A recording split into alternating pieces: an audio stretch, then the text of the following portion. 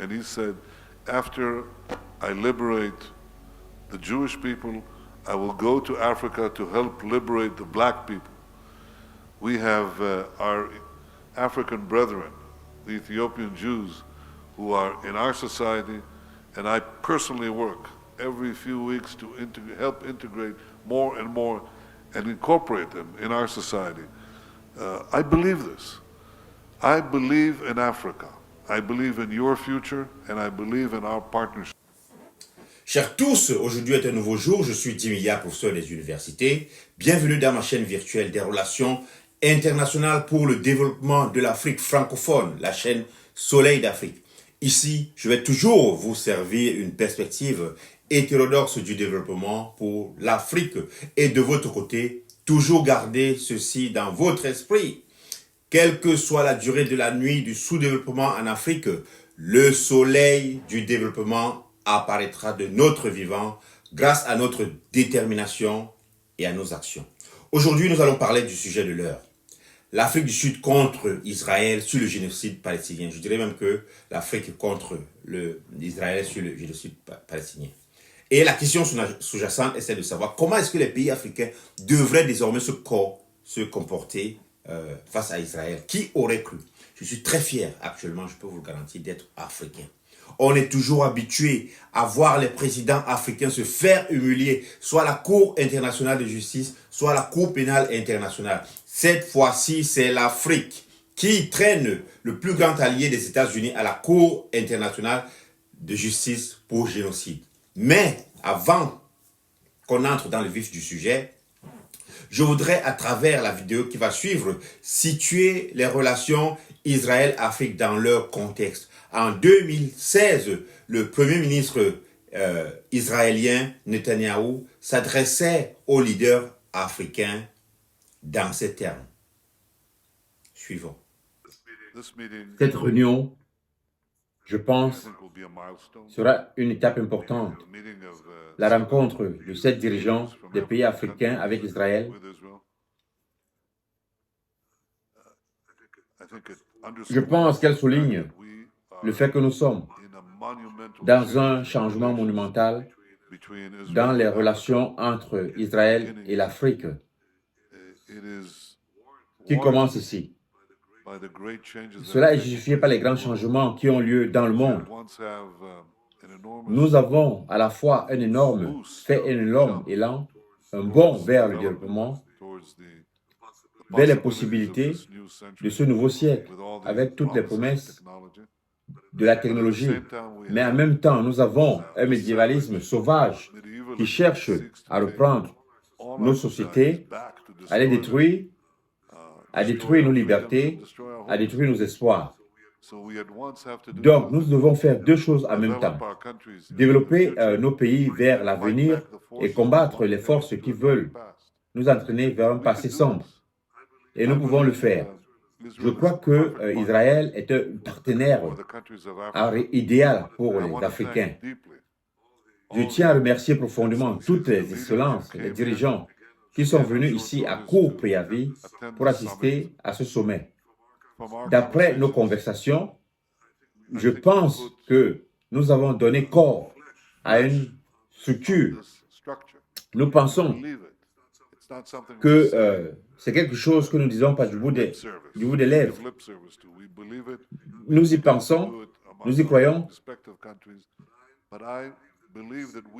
Nous pensons que nous avons commencé à le faire avec nos pays respectifs, mais je crois que nous avons de grandes opportunités dans l'extension de cette démarche à l'Afrique dans son ensemble. Israël a combattu le terrorisme et s'est développé, comme vous le dites aujourd'hui, Monsieur le Président. Nous avons développé certaines capacités, à mon avis, qui sont importantes pour la défense du monde contre une attaque terroriste mondiale. Mais nous avons résolu notre problème d'eau, bien que nous ne soyons pas une terre aride. Nous avons résolu notre problème agricole. Nous produisons les légumes et les produits laitiers avec une grande productivité. Je me vante toujours de savoir quelle est la vache qui produit le plus de lait dans le monde. On pense que c'est une vache française, une vache hollandaise, c'est une vache israélienne, c'est une vache informatisée. Chaque mouvement est surveillé, vous savez.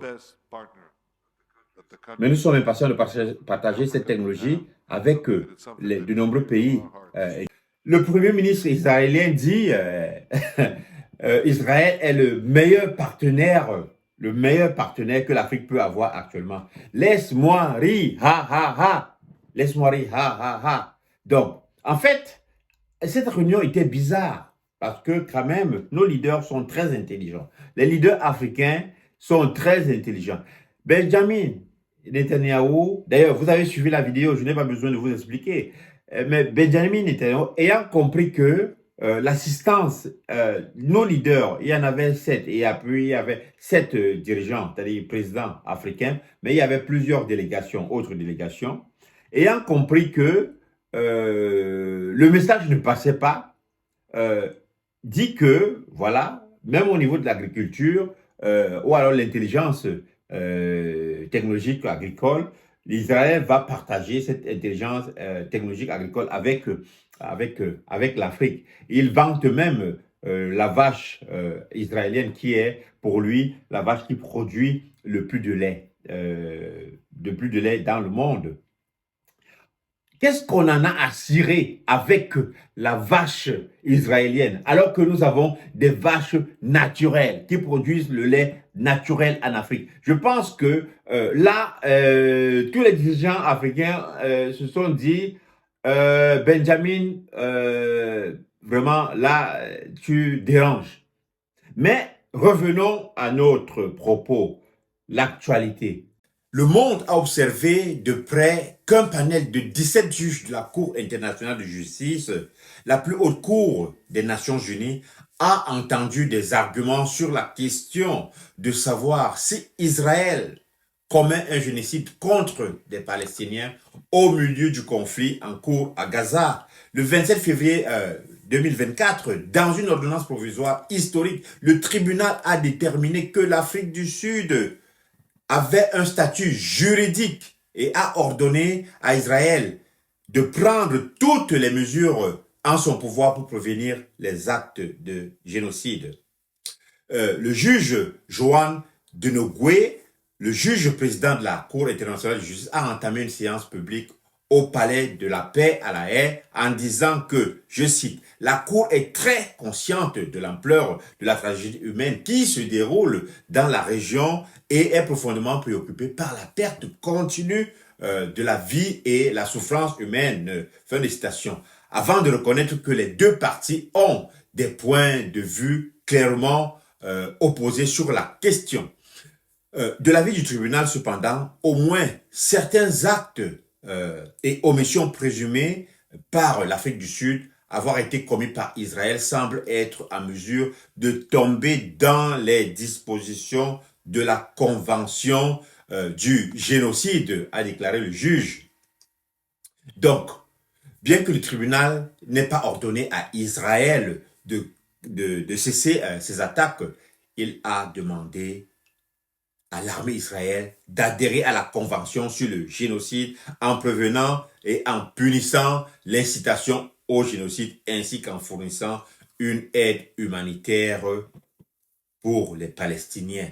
Le juge a également rappelé à la salle d'audience que la décision du 26 janvier n'est qu'une ordonnance provisoire qui fait partie d'une affaire plus large et en cours et qui ne verra probablement pas de décision avant des années. Cependant, la situation humanitaire catastrophique dans la bande du Gaza risque sérieusement de se détériorer davantage avant que le tribunal ne rende son jugement. Donc, mais la question qu'on peut se poser est celle de savoir quel était le jugement du 26 janvier par rapport à l'affaire que l'Afrique du Sud, que l'Afrique a amené à la Cour internationale de justice contre Israël. Donc, dans une procédure de la Cour internationale de justice, la République d'Afrique du Sud allègue qu'Israël est responsable des violations de la Convention sur le génocide en ce qui concerne les mesures prises à Gaza, allégation qu'Israël effectivement rejette. Les affaires portées devant la Cour internationale de justice prennent des années à être jugées. Entre-temps, il est ouvert aux parties de demander réparation provisoire, mesures provisoires, et l'Afrique du Sud a demandé à la Cour d'ordonner 9 mesures de ce type, y compris la cessation des opérations militaires, et la Cour a répondu donc à cette demande le 26 janvier dernier. Donc, dans son ordonnance du 26 janvier 2024, la Cour a rappelé l'attaque du 7 octobre 2023 contre Israël avec la prise d'otages et la perte de vies humaines, ainsi que la souffrance humaine, les pertes de vie, les déplacements des civils et les dommages causés aux infrastructures à Gaza par Israël. La Cour a ordonné ce qu'il suit. 1. Israël doit, conformément à ses obligations en vertu de la Convention sur le génocide et en ce qui concerne les Palestiniens de Gaza, prendre toutes les mesures en son pouvoir pour empêcher la commission d'actes interdits par la Convention, en particulier les meurtres causant de graves dommages physiques ou mentaux, l'imposition délibérée de conditions de vie conçues pour entraîner la destruction physique de la population en tout ou en partie et l'imposition de mesures destinées à prévenir les naissances. 2. Israël doit veiller à ce que les forces militaires ne commettent aucun acte mentionné au point 1. 3. Israël doit prendre toutes les mesures en son pouvoir pour prévenir et punir l'incitation directe et publique à commettre un génocide. 4. Israël doit prendre des mesures immédiates et efficaces pour permettre la fourniture d'une aide humanitaire à Gaza. 5. Israël doit prendre des mesures efficaces pour empêcher la destruction des preuves relatives aux allégations d'actes contraires à la Convention sur le génocide. Et 6. Enfin, Israël doit soumettre un rapport à la Cour dans un délai d'1 mois concernant les mesures qu'il a prises pour donner effet à cette ordonnance. Donc, les ordonnances 1, 2 et 3 et 6 ci-dessus ont été prises par un vote parmi les juges de 15 à 2, les deux de l'opposition étant le juge ougandais et le juge israélien. Les ordonnances 3 et 4 ont été décidées par tous les juges à l'exception du juge ougandais. La Cour a également noté que toutes les parties sont liées par le droit international humanitaire. Elle a déclaré qu'elle était gravement préoccupée par le sort des otages et a appelé à leur libération immédiate. Mais qu'est-ce qui constitue véritablement l'acte d'accusation de l'Afrique du Sud contre Israël? La suite. Qu'est-ce qui constitue l'acte d'accusation de l'Afrique du Sud contre Israël? Lors d'une audience de 2 jours tenue du 11 au 12 janvier, l'Afrique du Sud a déclaré à la Cour internationale de justice que les actions d'Israël dans la bande de Gaza violaient la Convention sur le génocide de 1948 de l'ONU, à laquelle Israël est signataire, Les avocats du gouvernement sud-africain ont fait valoir que les dirigeants israéliens avaient l'intention de créer des conditions de mort pour les Palestiniens à Gaza. Au tribunal, ils ont montré des vidéos et des déclarations publiques faites par les responsables israéliens comme preuve, y compris une déclaration faite par le ministre de la Défense, Yoav Gallant, en octobre, selon laquelle Israël imposerait un siège complet sur le territoire parce qu'il luttait, je cite, contre les animaux. Les avocats israéliens à leur tour ont catégoriquement nié l'accusation du génocide, faisant valoir qu'à la fin du mois d'octobre, l'armée du pays a ordonné aux civils un préavis suffisant pour partir. Ils ont également déclaré qu'Israël avait permis la fourniture de l'aide humanitaire après l'avoir gelée au début de la guerre. Dans le cadre de sa défense, Israël a déclassifié 30 ordres secrets donnés par les dirigeants et gouvernants israéliens pour montrer les efforts israéliens visant à limiter les dommages causés aux civils. Le tribunal, en décidant d'imposer une partie ou la totalité des mesures d'urgence demandées par l'Afrique du Sud, devait déterminer si les actions présumées d'Israël étaient couvertes par la Convention sur le génocide et si les mesures demandées étaient effectivement nécessaires pour protéger les droits des Palestiniens à Gaza.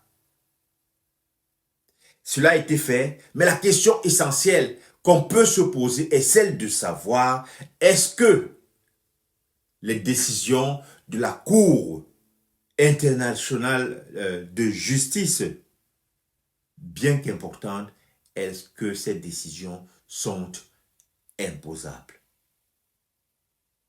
La suite.